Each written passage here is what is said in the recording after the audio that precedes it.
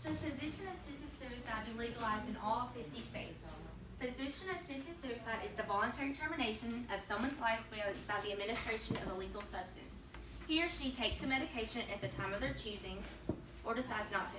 Many pro-activists say that it is their life and they have the right to choose what to do.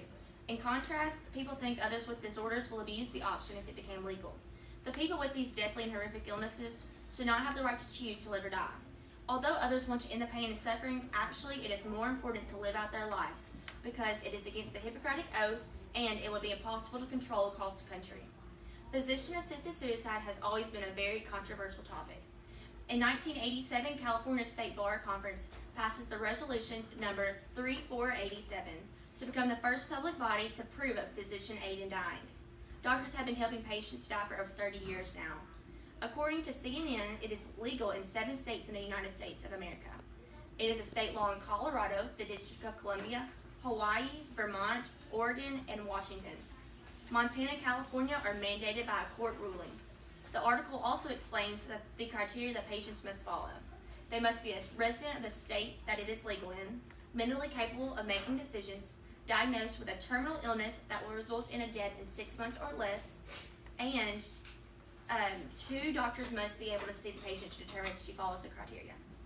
Although this criteria seems very simple and easy to understand, many doctors are not following it.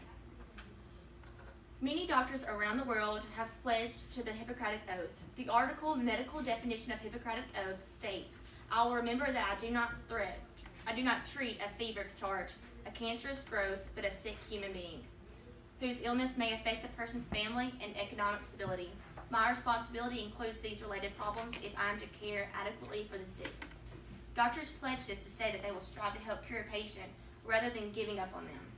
If doctors are writing prescriptions that are allowing patients to end their life, doctors are breaking their oath and giving up on finding cures.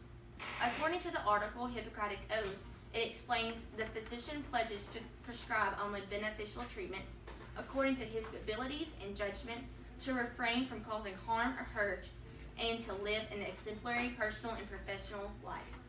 Doctors pledge this oath in hopes of changing lives for the better, but not in the case of helping someone die. Physician-assisted suicide will be difficult or impossible to control if it were legal in all 50 states. The American Medical Association says physician-assisted suicide poses a threat for patients who are experiencing depression, bipolar disease, or many more. Patients who use their temporary illnesses as an excuse to die. This allows doctors to be unsure about how patients feel. These patients are struggling but have the opportunity to get better. Peter Jarrett, a recipient of an American Medical Association award, describes that people with depression would abuse lethal drugs. Doctors should help those support from counselors rather than allow them to die.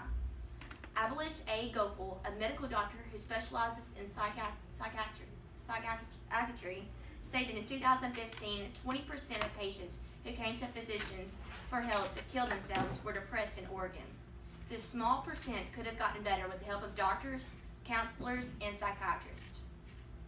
Jesse Siegel, author of Should Severely Depressed People Be Eligible for Physician-Assisted Suicide, describes the story of a mother who decided to end her life and informing her son and daughter by a letter. In 2011, a mother was determined to stop her life after seeing counselors since she was 19 years old and after her husband passed away. Dr. Wim Disselmans approved the request to die without trying to get more help or contacting her kids. The families were hurt more than anyone. The doctor should have contacted her family first. Physician-assisted suicide is a crucial topic in America. It affects people's lives and impacts almost everyone. U.S. Legal reports the Supreme Court has ruled against physician-assisted suicide twice because it is not an individual right granted under the Constitution. If this law fails to be allowed by the Supreme Court, it should not be allowed anywhere. Why would legislators want doctors assisting in people's death? Legislators in Washington, D.C. need to take action in banning this in all 50 states. Doctors need to be watched, examined, and checked to make sure that they are upholding their duty. They should be helping those patients get better instead of just sending them to die. Resolving this situation would mean people and doctors can continue searching for the cure. Physician-assisted suicide goes against the Hippocratic Oath that doctors pledge to not harm any other patients but to do whatever it takes to treat them. It can never be regulated enough in the United States.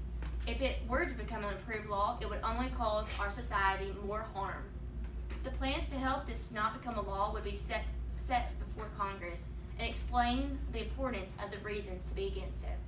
Everyone should come together and realize the harm that physician-assisted suicide can have on people and understand how wrongful it is for someone to take his or her own life because of a diagnosis.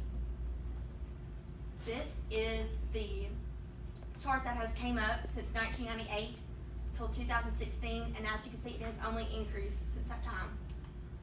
This is our United States and how it has affected us. These are the states that are mandated, and these are the ones that are considering it in the light pink.